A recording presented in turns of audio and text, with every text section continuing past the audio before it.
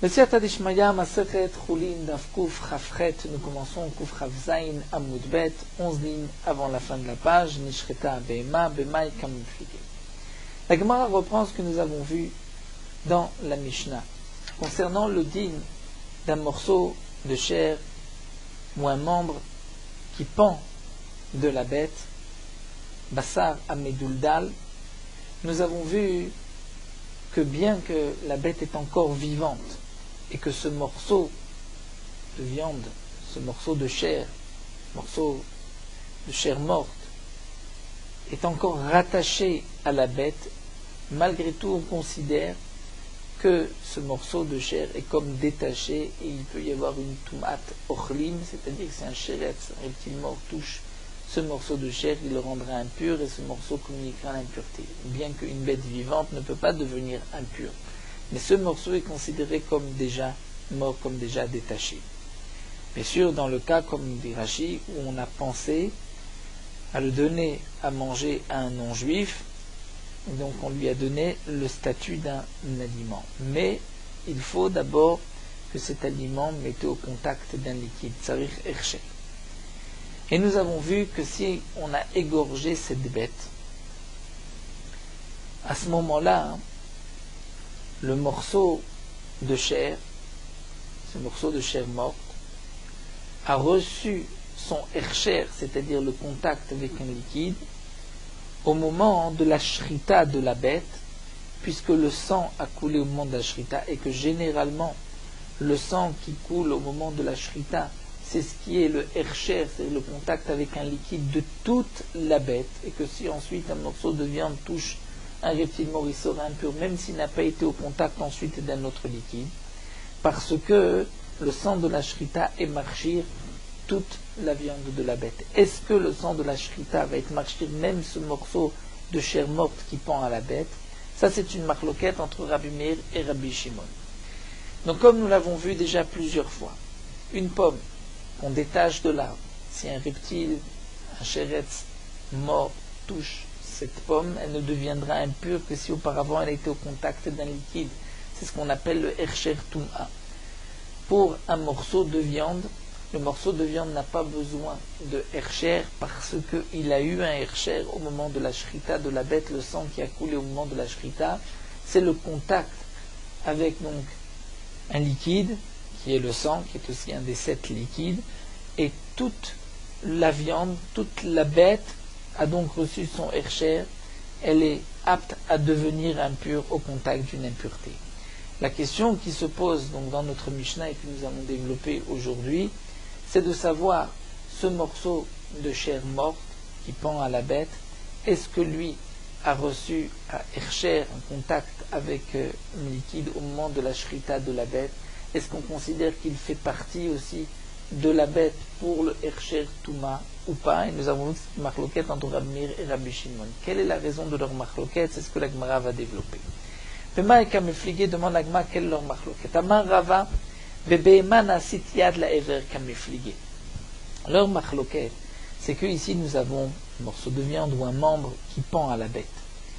La bête, c'est elle qui a reçu le ercher, puisque la shrita, le contact du sang, c'est avec la bête, mais seulement on veut que cette bête puisse être comme un manche, un yad, pour qu'on puisse considérer que le contact avec le liquide du yad soit aussi le contact avec le liquide du membre ou du morceau de viande.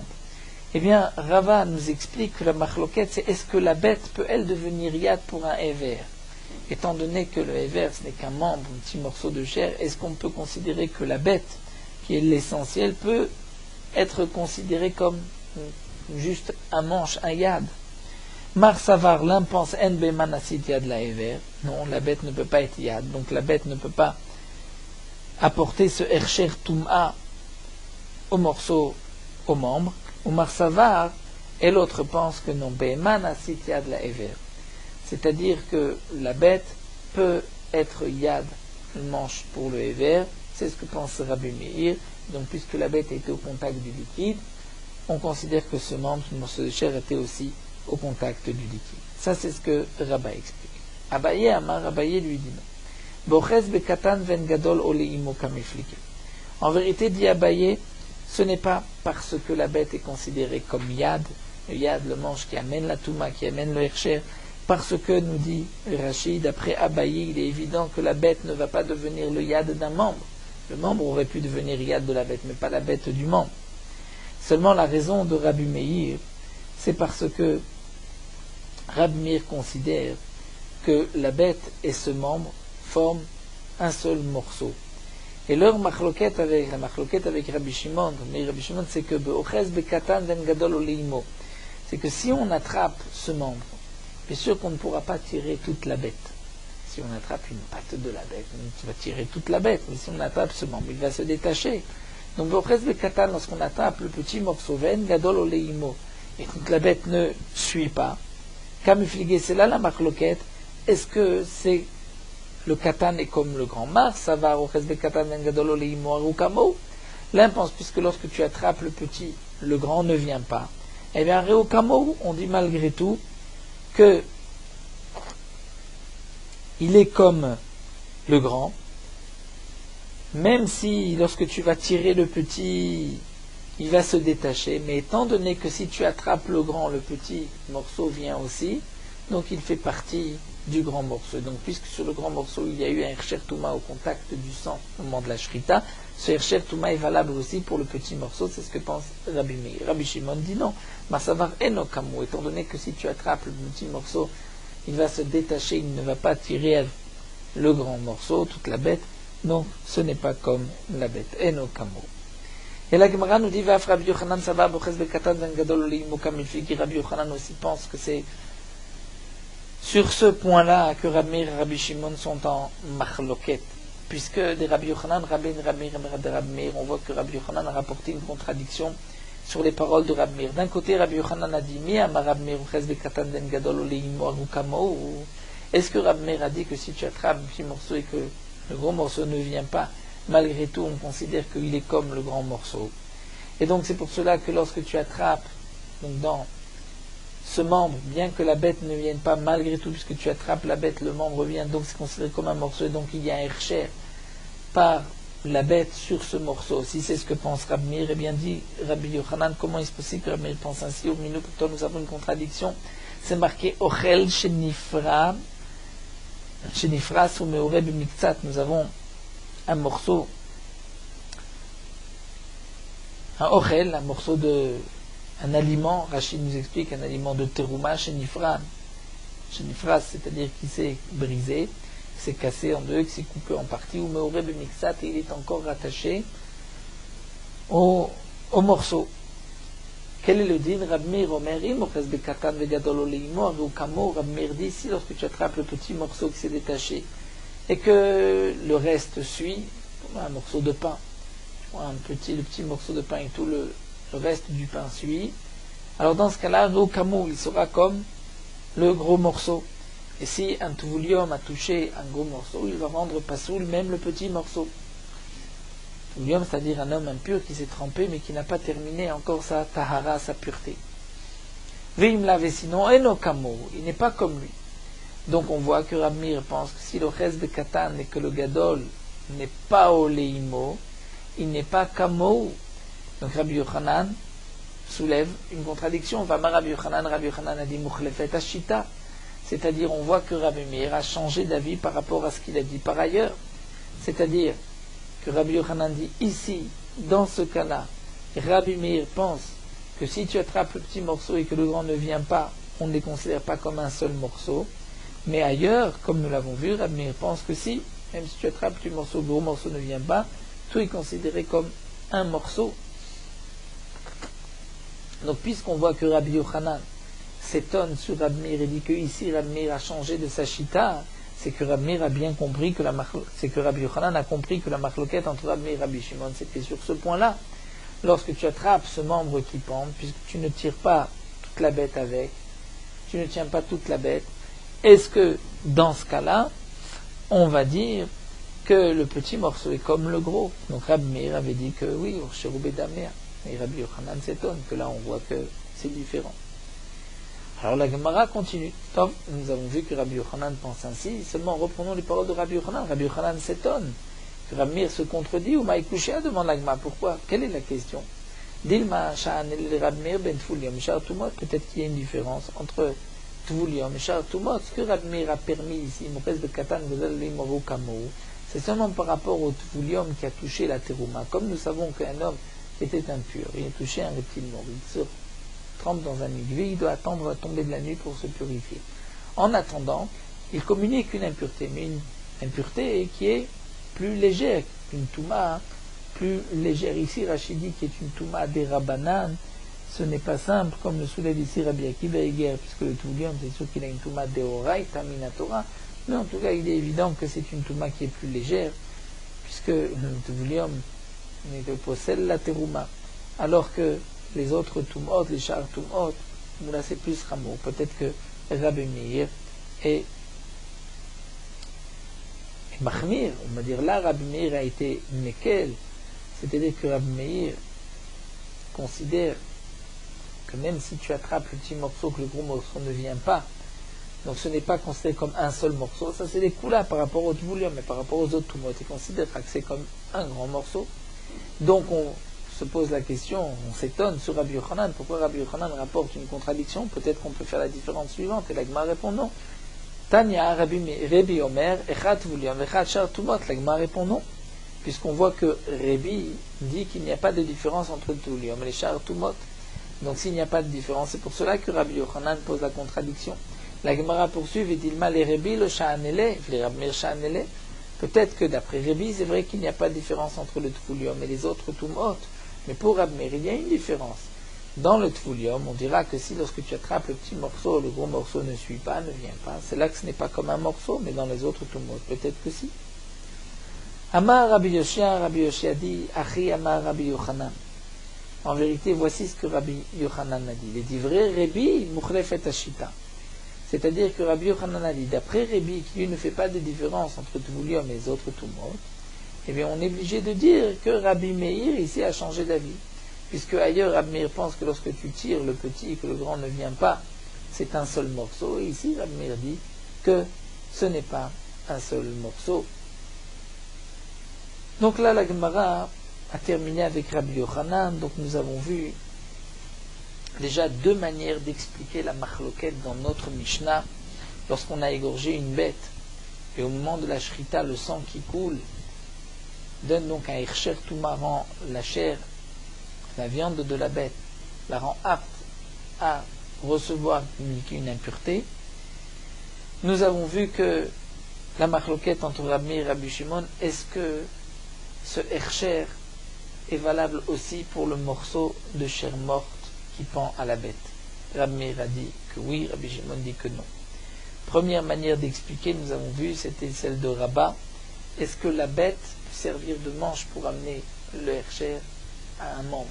La bête qui est l'essentiel à un petit membre. Ça c'est une explication de la machloket.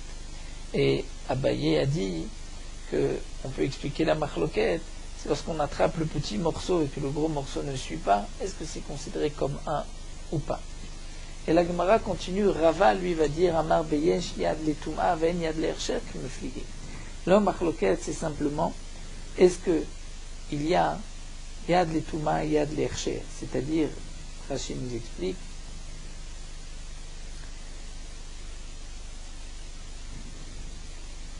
est-ce que il va y avoir, de la même manière qu'il y a yad letuma, il va aussi y avoir un yad lehersher. Et c'est vrai que la bête peut servir de yad, ne serait-ce que pour un membre, mais peut-être seulement pour lui amener la touma. Donc c'est ce que nous dit Rava, Beyesh yad letuma ven yad lehersher kameflige, mat savar yesh yad letuma ve'en yad lehersher. C'est-à-dire, Rabbi Shimon qui dit l'autre, je vous pense, qu'il y a un yad, c'est-à-dire que la bête peut servir de yad pour un membre par rapport à la touma, mais il n'y a pas de yad pour le hersher, pour rendre apte l'aliment à devenir impur, qu'on considère que puisque ce morceau a été touché par un liquide, donc tout le morceau devient apte à être impur. Ça non, on ne le dira pas. Omar Savar et Rabbi Meir pense que yesh yad letuma vel hersher, il y a un yad et pour la touma et pour Hersher. Et donc, puisque la viande a touché le sang au moment de la shrita, et ce sang a rendu la viande apte à devenir impure, ce sera donc le même din pour le membre. Quatrième explication de la machloket, c'est Rav Papa. Rav Papa amar be'hersher kodem machshava kameflige. Leur machloket ici, c'est lorsque le hersher est avant la marshava. Donc Rashi nous explique que d'après tout le monde, il y a yad letuma et l'hersher. Seulement, on parle dans le cas où on a égorgé cette bête avant de penser qu'on va la donner à manger à un non-juif. Et donc, le hersher, le contact avec le liquide, s'est fait avant qu'on ait pensé donner cette bête à manger à un non-juif, et donc avant que ce soit un ochel. Donc, est-ce qu'il peut y avoir un hersher avant la marshava? Rabbi Shimon pense, puisqu'au moment où on a été marchir, c'est-à-dire au moment de la shrita, on ne pensait pas la donner à manger à un non-juif, donc ce n'était pas comme un ochel, il ne pouvait pas devenir impur, donc le hersher aussi n'a pas de sens à ce moment-là. Rabbi Meir pense que oui, il y a une possibilité de hersher avant même que ce soit apte, ou il a achila qu'on ait pensé à la donner à manger à un non-juif. Dites-là, comme c'est marqué, Amar Rabbi Yehuda, Kachaya Rabbi Akiva Shone, ainsi Rabbi Akiva enseigne, Chelev Shchuta, Bakfarim Tzarich Marshava. La graisse d'une bête égorgée, Bakfarim, dans les villages, Tzarich Marshava, pour que ce morceau de graisse puisse être considéré comme un ochel. Il faut penser donner à manger à un non-juif lorsqu'on est dans un kfar, dans un petit village, étant donné que dans un kfar il n'y a pas beaucoup de monde, puisqu'il n'y a pas beaucoup de monde, donc il y a suffisamment de viande et les gens ne consomment pas la graisse. Donc si tu veux donner à la graisse un statut de ochel, il faut une marshava. Mais en tzarich hersher, il n'est pas nécessaire que l'on pense qu'il y ait un contact avec un liquide. Pourquoi chez Kvar Urshar Bashrita? Parce qu'il y a déjà eu un contact au moment de la shrita avec le sang. Amarti, les fanav, donc là déjà nous voyons chez Kvar Urshar Bashrita, avant même d'avoir pensé donner à manger cette bête à un non-juif, de le rendre ochel. Donc on voit que le hersher est valable même avant de lui donner son statut de ochel, de penser le consommer, comme le dit Rabbi Meir. Amarti les fanav. Et Rabbi Yehuda dit, j'ai ensuite répliqué, j'ai dit à Rabbi Akiva, le madetan ou Rabbeinu, tu nous as enseigné notre maître que ulchin chez l'actan. Ulchin, c'est une herbe comme une sorte de laitue de salade. Chez l'actan qu'on a ramassé, qu'on a coupé pour donner à manger à une bête, vidichan, et on l'a rincé, la BMA pour une bête, pour donner à manger à une bête. Donc, puisqu'on l'a rincé, il y a eu un hersher, seulement venim la chalem la dame. Ensuite, on a changé d'avis, on veut donner à manger cette salade à un homme. Eh bien, tzrichot hersher sheni, il faut un deuxième hersher. Il faut un deuxième hersher, pourquoi? Puisque par rapport à cette marshava, de donner à manger à un homme, qui est la marshava tochlim, le hersher était avant qu'on ait destiné cette salade à la consommation de l'homme. Donc ça c'est le hersher qui est avant la marshava, et ce hersher n'est pas valable, il en faut donc un deuxième. Et donc ça c'est comme la chita de Rabbi Shimon. Vechazar Rabbi Akiva aliyot shone ki Rabbi Yehuda. Et donc nous voyons qu'ensuite Rabbi Akiva a changé d'avis et a repris l'argument, il pensait comme Rabbi Yehuda. Donc le premier enseignement de Rabbi Akiva, on voit que s'il y a eu un hersher avant la marshava de le rendre ochel, c'est valable. D'après ce que Rabbi Yehuda lui a dit, non. On voit que puisqu'il faut un deuxième hersher, donc le hersher avant la marshava de donner à manger cela alors n'est pas valable. Donc la Gemara nous dit Mar savarla kemeikara, mar savarla kechazara. Donc l'un pense, donc Rabbi Meir pense que kemeikara, comme Rabbi Akiva le pensait au départ, qu'il peut y avoir un hersher même avant d'avoir pensé qu'on va le consommer. Et Rabbi Shimon pense donc kechazara, comme ce que Rabbi Akiva pensé par la suite lorsqu'il a accepté les paroles de Rabbi Yehuda. Donc là, nous avons vu encore une autre explication, comment comprendre la marloquette entre Rabbi Meir et Rabbi Shimon. Donc nous avons ici 4 explications qui ont été données. Ou bien leur marloquette, c'est ce que la BMA peut être yad pour un membre pour lui amener le hercher. Deuxième explication, est-ce que lorsqu'on attrape le petit morceau et que le grand morceau ne suit pas, est-ce que c'est considéré comme un morceau ou pas? Troisième explication, nous avons vu que c'est est-ce qu'il y a un yad le hercher. Et quatrième explication, c'est est-ce que le hercher est avant la marshava qu'on est censé donner à manger à l'homme? Est-ce que le hercher est valable ou pas? Donc nous avons vu 4 manières d'expliquer la marloquette Rabbi Meir et Rabbi Shimon. La Gemara continue avec une 5e. Rav Acha Berid et Ravika Amar Benitkaneach Adam Ben Siman le Siman Kamefiki. Leur marloquette, c'est dans le cas où le sang a été essuyé entre la shrita du premier siman et du deuxième siman. Donc comme nous dit Rachid, d'après tout le monde, il n'y a pas de yad la hercher. Mais il y a un yad le tum'a. Et la marloquette est lorsque le sang a coulé directement sur le membre. C'est-à-dire il y a eu un peu de sang qui a giclé sur le membre. Seulement on a fait la shrita du premier siman, on a essuyé le sang, et ensuite on a fait la shrita du deuxième siman. Et là nous avons une marloquette. Mar Savar l'impense. Eshna le shrita metrilavat, sauf la shrita commence du début jusqu'à la fin. Donc si la shrita est du début jusqu'à la fin, vehaidam shritahu, et donc ça c'est le sang de la shrita, c'est-à-dire le sang qui a giclé au moment de la shrita, puisque la shrita c'est du début jusqu'à la fin, donc c'est du sang de la shrita qui lui est marchir, et puisqu'il a touché ce membre, donc il va le rendre apte à devenir impur. Omar Savar, de l'autre pense, Rabbi Shimon pense que non, enna la shrita, il a les sauf, la shrita c'est seulement à la fin, lorsqu'on termine le deuxième siman.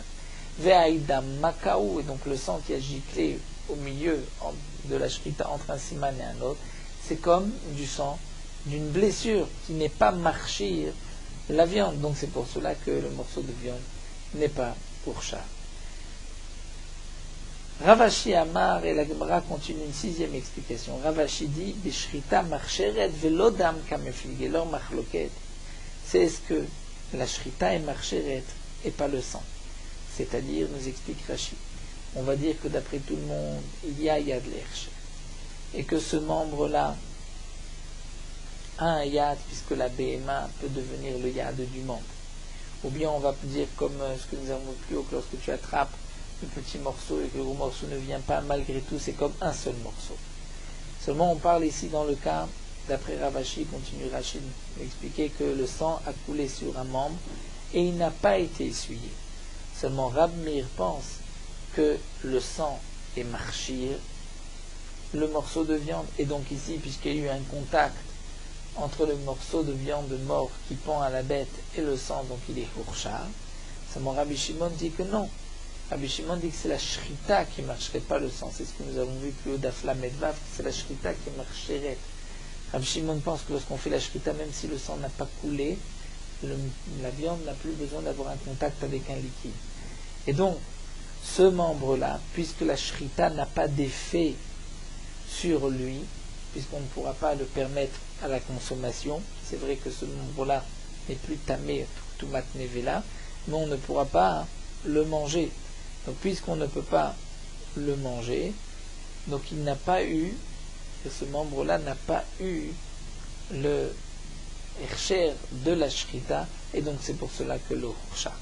Donc la Gemara nous a donné ici différentes explications, comment comprendre la marloquette entre Rabbi Meir et Rabbi Shimon. La Gemara poursuit, Ba'e Rabba. Rabba pose la question suivante. Be'ema bechaya ma'ush et aseyad la'ever. Une bête de son vivant. Donc comme Rachid nous explique, Rabba lui a expliqué la marloquette. C'est ce que la Be'ema n'a sitiad la'ever. Est-ce qu'une bête peut être donc le membre, le yad du membre, que si la bête touchait l'impureté ou était au contact d'un liquide, c'est comme si le membre a été au contact. Et Rabba vient maintenant poser la question d'après Rabbi Meir, qui lui pense que la Be'ema peut devenir yad la'ever par la shrita, par rapport au din de Hercher. Donc Rabba demande, Behema Bechaya, ma jutasiyad le'ever. Est-ce que du vivant de la bête peut devenir yad pour communiquer, pour amener ou déplacer la touma de ce membre. C'est-à-dire que nous avons, nous explique Rashi, un membre mort qui pend à la bête, qui a été au contact de l'eau, et ensuite il y a eu une impureté, un reptile mort qui a touché la bête, et la bête était encore vivante.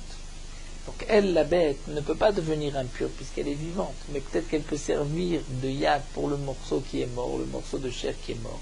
Et donc le morceau de chair sera impur même si la bête elle-même est pure. Peut-être non, étant donné que la bête est pure, donc elle ne peut pas communiquer cette impureté au morceau. Ça c'est la question, et Tekou, l'Agma nous dit, nous restons en suspens sur cette question.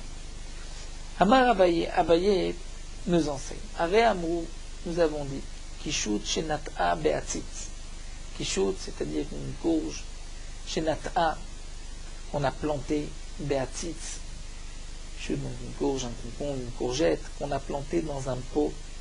Et Rashi précise un pot qui n'est pas troué, qui est donc considéré comme détaché du sol, et qui est Mkavel Tum'a, comme tout aliment, puisqu'il est détaché.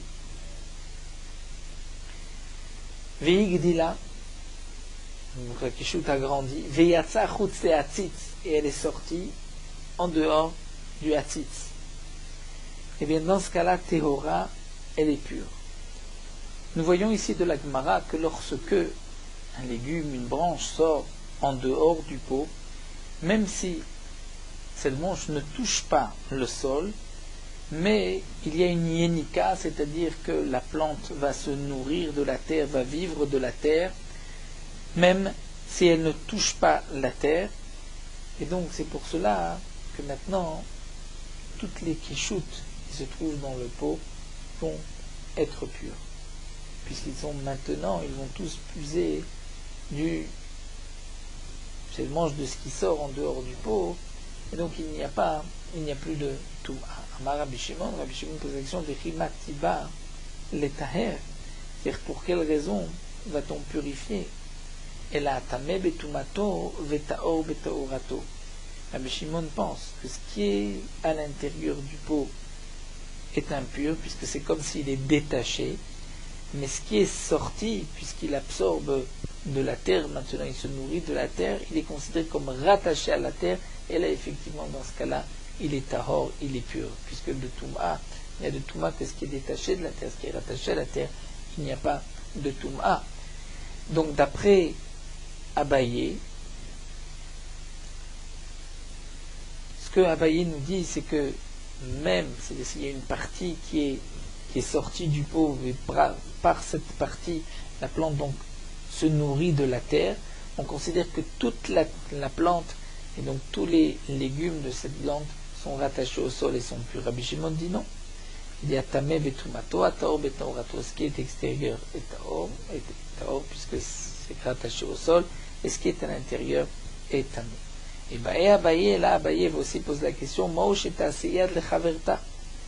Quel est le din? Est-ce que on va dire, d'après Rabbi Shimon, que la partie donc, qui sort du pot et qui est pure, est-ce qu'elle peut servir maintenant de yad pour la partie de l'intérieur qui peut devenir impure? C'est-à-dire que si une courgette ou la branche qui se trouve à l'extérieur touche une source d'impureté, donc cette partie ne peut pas être impure puisqu'elle est considérée comme rattachée au sol, mais est-ce qu'elle peut amener la touma, la partie qui est dans le pot, qui est considérée comme détachée du sol? Là aussi, Tekou, l'Agma dit, Tishbi, Teretz Kushot ou Bayot, c'est la même question que nous avons vue plus haut. Est-ce que lorsque le yad, lui, ne peut pas devenir impur, est-ce qu'il peut amener la touma à ce qui peut devenir impur? La Gemara poursuit. Amar Rabbi Yirmiyah nous a enseigné puisque nous avons vu que celui qui se prosterne, il considère une demi-courge comme étant une avodazara, asra, il va interdire cette demi-courge be'ana'a. Et d'après Rabbi Shimon, nous rappelle Rashi, lorsque un aliment est assour be'ana'a, nous n'avons pas le droit d'en tirer profit, il n'y a pas de tumat ochlim, de Touma sur les aliments, puisqu'il ne se mange pas, on ne peut pas en profiter, ou on ne peut pas non plus le faire manger à d'autres, et nous avons un passou comme Rashi nous rapporte du Daf ou Fraftet, que nous verrons Bezrat Hashem. Donc puisque cette demi-courge est interdite, il n'y a pas de Touma Tochlin. La question qui va se poser, est-ce qu'on peut considérer que cette demi-courge qui n'a plus de Touma Tochlin va apporter la Touma Minatora sur la partie qui peut devenir impure? C'est-à-dire que si la partie qui ne peut pas devenir impure a touché un chéretz, est-ce qu'elle peut servir de manche pour rendre impure, de yad de main pour rendre impure l'autre partie qui, elle, peut devenir impure? Ça, c'est la question aussi que me pose donc la Gemara. Tekou, là encore, nous restons en suspens. Un autre cas semblable aussi, Amar Rav Papa.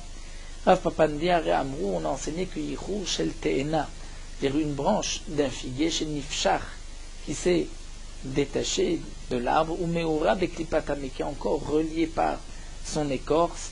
Rabbi Yehuda Metaer, Rabbi Yehuda dit qu'elle est pure. Pourquoi? Parce qu'elle est considérée encore comme étant rattachée à l'arbre. Donc les fruits sont purs, on ne peut pas considérer que les fruits sont détachés de l'arbre. Chachamim disent, tout dépend. Si cette branche peut encore vivre, donc elle est considérée comme étant rattachée à l'arbre, donc Taor, elle est pure puisqu'elle est encore rattachée à l'arbre, donc même les fruits sont purs. Vimnav, et sinon Tamé, c'est impur. Ba'er Rav Papa. Rav Papa pose donc le problème suivant, puisque nous avons vu que parfois une branche peut être considérée comme détachée de l'arbre. Quel sera le din? Yad le chavero. Est-ce qu'elle peut servir de yad de main, de manche pour une autre branche, pour lui amener la touma? Donc là, nous allons suivre la première explication de Rashi, que lorsque nous avons une première branche qui s'est détachée de l'arbre, mais qui est encore rattachée à l'arbre, et de cette branche, il y a encore une autre petite branche qui s'est détachée et qui est encore rattachée par une écorce. La deuxième ne peut pas vivre toute seule, donc elle est considérée comme détachée, mais la première branche qui est rattachée au tronc, elle ne peut pas vivre, elle peut encore vivre grâce à l'arbre, et donc puisqu'elle peut vivre grâce à l'arbre, elle est encore considérée comme rattachée à l'arbre. Donc la question qu'on va poser, c'est que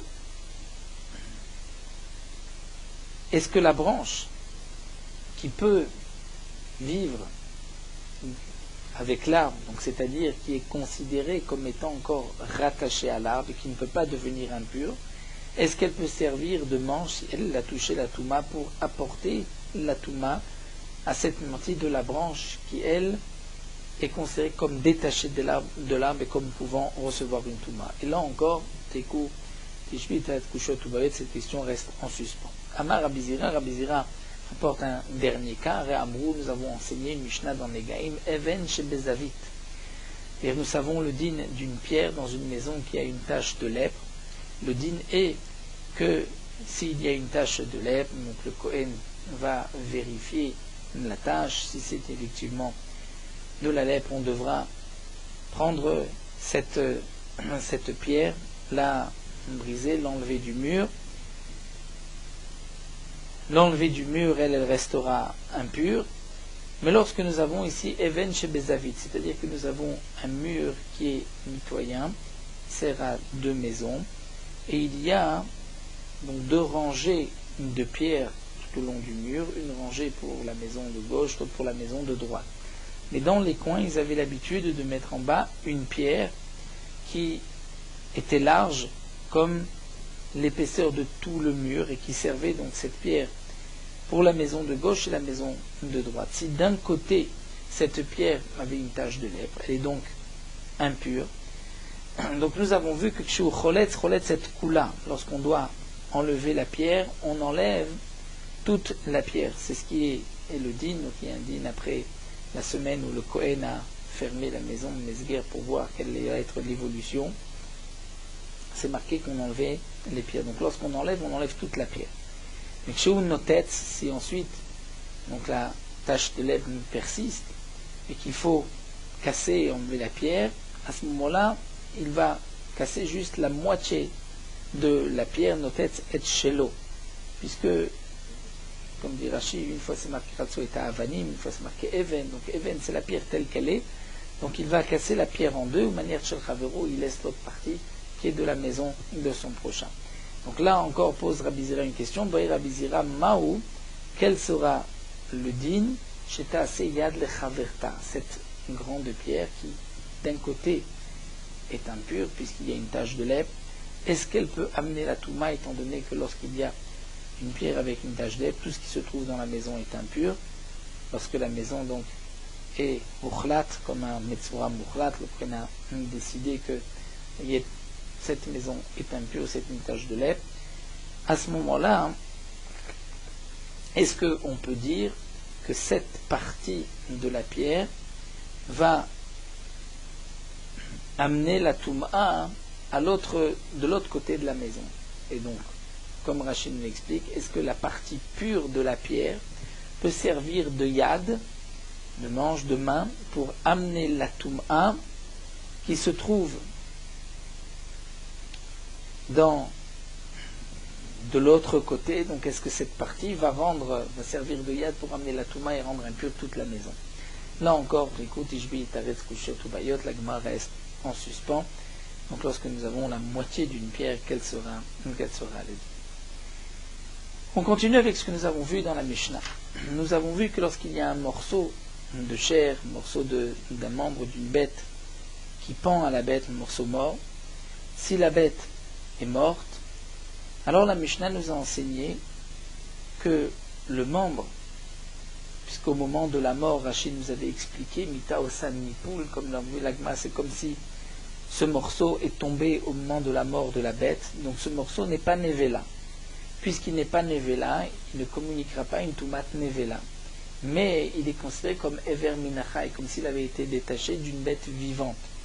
Et donc, il y a une Touma en tant que Ever Minachai, mais pas une Touma en tant que Nevela. Et la Gemara va poser la question. Quelle est la différence entre la Touma d'un Ever Minachai, d'un membre qui a été arraché d'une bête vivante, et entre Ever, un membre d'une bête Nevela? Quelle est la différence? Puisqu'on dit que dans la Mishnah, lorsque la bête est morte, ce membre qui pendait est tamé, non pas parce que c'est un membre d'une bête Nevela, mais parce que c'est Ever Minachai. Alors quelle est la différence? La Gemara répond, Ika Benayou. La différence, c'est Bassar Aporesh Memenu, un morceau de chair de viande qui se détache Mimenu, ou d'après une autre girsa, on est vrai le Mimenu, Bassar Aporesh, comme Rashi a l'air d'avoir cette girsa, Bassar Aporesh Minaever, c'est-à-dire un morceau de chair qui se détache de ce membre. Quel va être le din?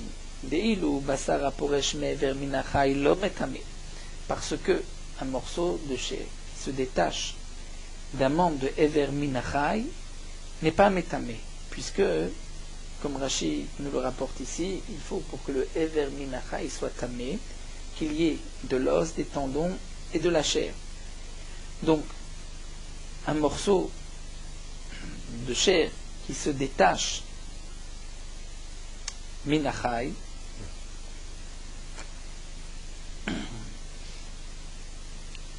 lui ne sera pas impur, puisque Ever Minachai, c'est seulement s'il y a de la chair, de l'os et du tendon. Donc si un morceau de chair se détache, il n'y a pas d'impureté. Donc Bassar Aporesh Me'ever Minachai lo metame, mais que si c'était un morceau de chair qui se détache d'une bête Nevela, mais Ever Mina Nevela, il aurait été tamé, puisque dès qu'il y a un kazaït de chair, il y a une Touma. Donc voici une différence si on considère que c'est un morceau de Ever Minachai, ou si c'est un morceau de Ever Mina Nevela. Si c'est Ever Mina Nevela, même lorsque c'est un petit morceau de chair de kazaït qui se détache de ce membre, il y a une Touma, mais si c'est Ever Minachai, morceau de chair, il n'y a pas de Touma.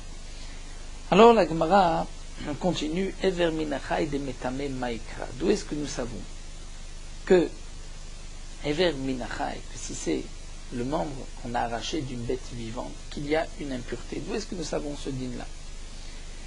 Maïkra. Amar Rabiuda, Amarav, Rabiuda nous dit on dira, puisque c'est marqué Vechiyamut mina behema. La Torah nous dit lorsque Yamut mina behema, on va traduire une bête, Asheri lachem, l'orla qu'on peut manger, est morte. Si on la touche, il y a une tumat nevela. Mais la dracha est la suivante, Vechiyamut mina behema. C'est-à-dire, nous explique Rashi, mina behema. C'est pas marqué Vechiyamut habehema, mais mina behema, une partie de la bête. C'est-à-dire que même si c'est un membre de la bête qui est mort, c'est-à-dire qui a été arraché, eh bien dans ce cas-là, on continue la suite du passouk, il y aura donc une touma. De là, on apprend qu'un membre d'une bête vivante, même si ce n'est pas la bête qui est morte, mais minabema, un membre qui est mort de la bête, il y a une touma. La Gemara demande comment tu peux être d'orège de ce passouk, puisque ce passouk est déjà utilisé pour ce que nous enseigne Rabuda au nom de Rav. Lama Rabuda Marav, Rabuda dit au nom de Rav Amrela, et d'après certains Bematni Tatana, nous l'avons enseigné dans une braïta, c'est marqué Vechiyamut mina behema, lorsque va mourir d'une bête, mina behema, de là on apprend miktsad behema tmea, metama miktsad behema ina metama, seulement une partie des bêtes vont communiquer une impureté, une autre partie ne communique pas d'impureté. Vezo, de quoi il s'agit? Zot trefa chez shachata, une bête trefa qu'on ne pourra pas manger, mais qu'on a égorgée. Donc c'est vrai que c'est comme si c'est une bête morte, puisqu'on ne la mangera pas, mais puisqu'on l'a égorgée, il n'y a pas de touma. Donc ce mina behema est utilisé pour nous dire que ce n'est pas toutes les bêtes qui communiquent une impureté, puisqu'une tréfa qu'on a égorgée ne communique pas d'impureté. Donc tu ne peux pas apprendre deux choses du même passouk.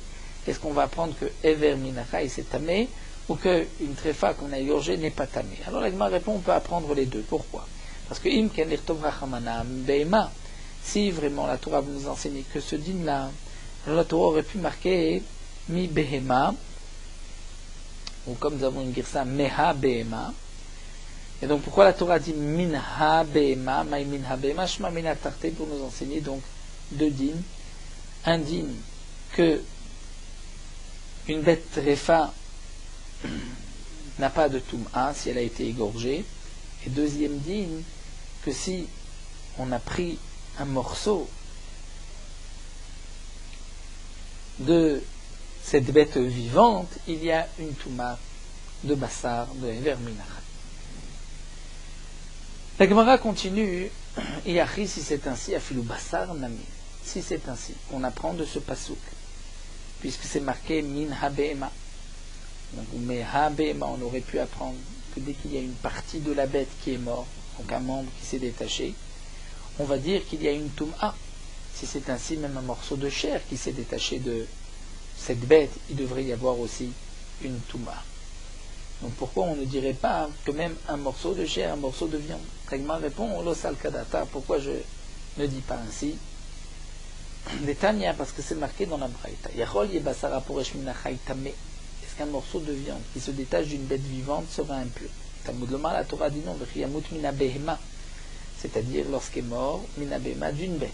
Donc de là on apprend qu'il y a de touma que comme la mort d'une bête. Mamita shinosechalipin, la mort d'une bête.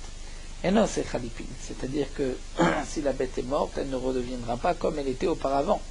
Afkol, de même, on va apprendre que lorsqu'un membre s'est détaché de la bête, il y a une touma, mais seulement lorsque Enosechalipin, c'est vrai que si un membre se détache de la bête, ce membre ne va pas se reconstituer. Alors que si un morceau de chair se détache de la bête, ce morceau de chair va par la suite se reconstituer. Donc c'est pour cela qu'il n'y a pas de touma.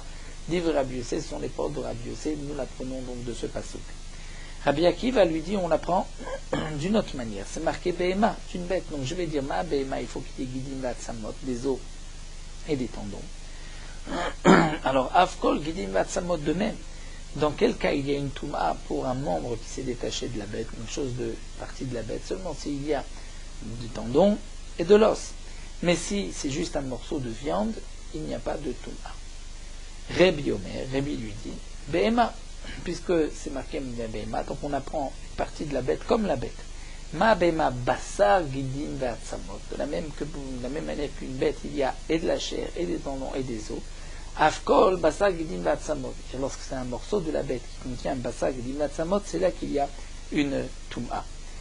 Donc nous avons ici trois manières d'expliquer le pasouk. Donc de ce pasouk, où nous apprenons qu'une bête morte communique une impureté, une toumat nevela, nous apprenons aussi que si une partie de la bête, mina behema, est morte, c'est-à-dire une partie est morte, une partie s'est détaché de la bête, il y a une touma.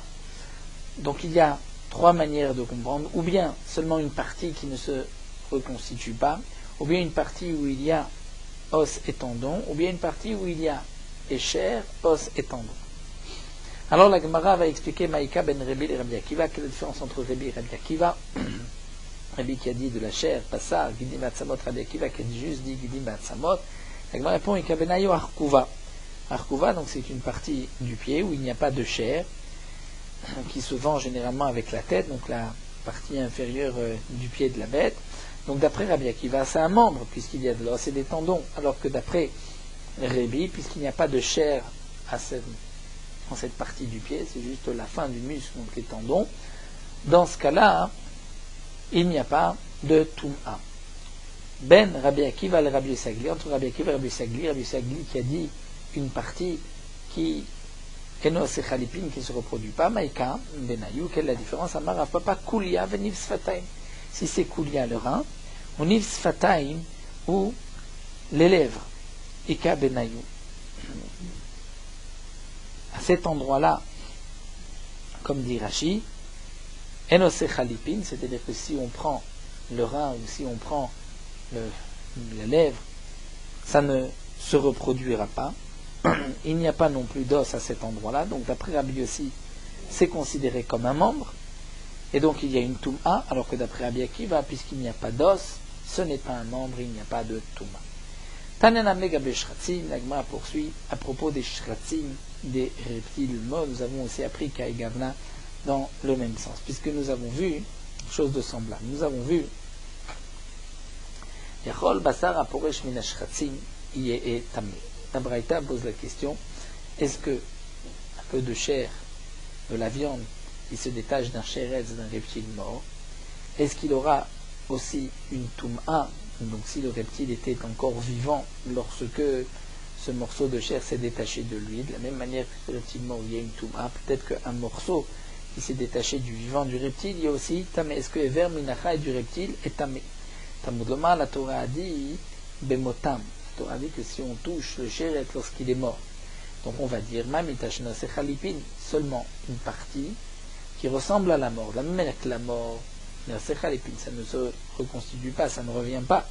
Alors Afkot Sheno Sechalipin, dit Rabbi Sagli. De même, dit Rabbi Sagli, si c'est une partie du chéret qui s'est détachée et qui ne revient pas, c'est là qu'il y a une touma de Ever Menachai. Rabbi Akiva dit chéret, puisque chéret il y a Gidim Vatsamot, Afkol Gidim Vatsamot.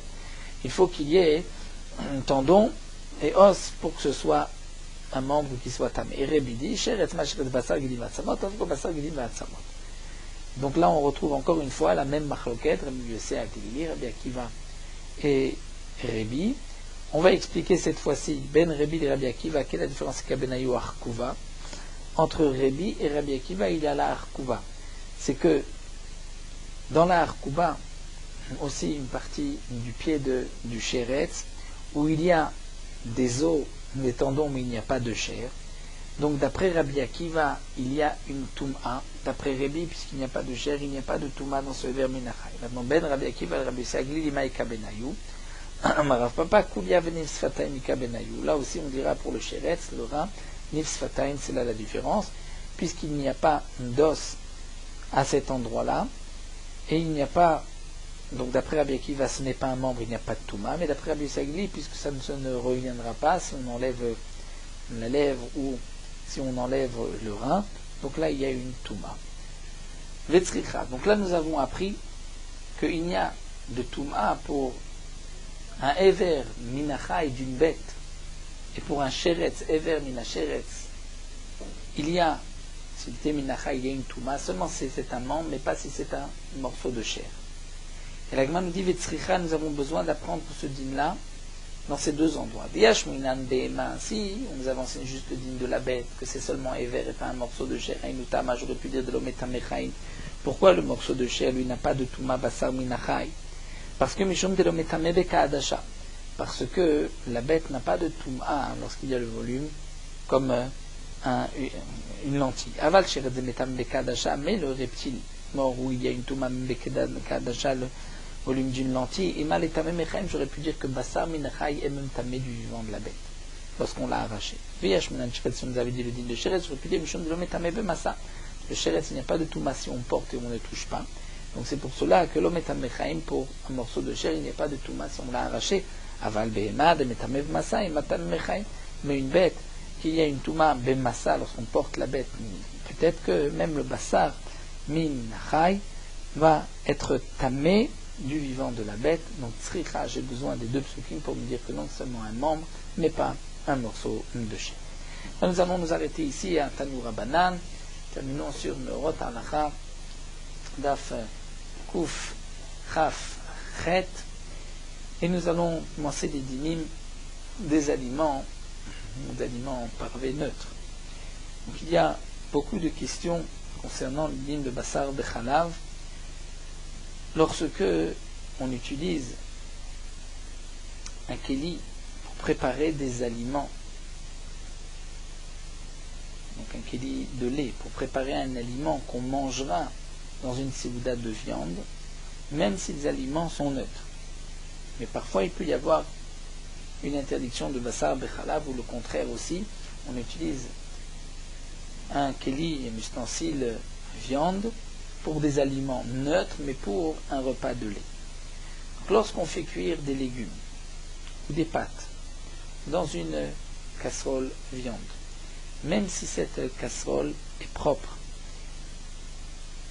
mais au moment où on fait cuire ces légumes ou ces pâtes, le goût de la viande qui se trouvait dans les parois de cette marmite, qui a été donc absorbée par la marmite, va ressortir dans ces aliments.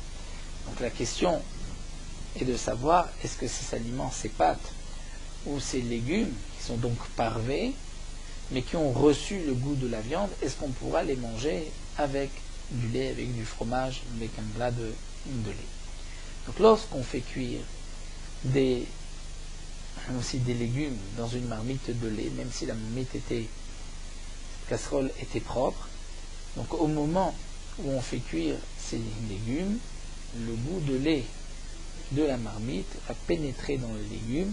Donc est-ce qu'on pourra dans ce cas-là aussi manger des légumes avec de la viande? Cette question peut se poser aussi lorsque nous avons de la pâtisserie qu'on a fait cuire dans un moule de viande et qu'on veut manger avec du lait, ou qu'on veut les manger avec un café au lait, ou le cas contraire, si on a des chalotes pour Shabbat qu'on a fait cuire dans une plaque ou dans un moule de lait, et qu'on veut manger ces chalotes avec de la viande, est-ce qu'on pourra donc? Ce sont des questions que nous aborderons Bezrat Hashem dans les dapim qui suivront.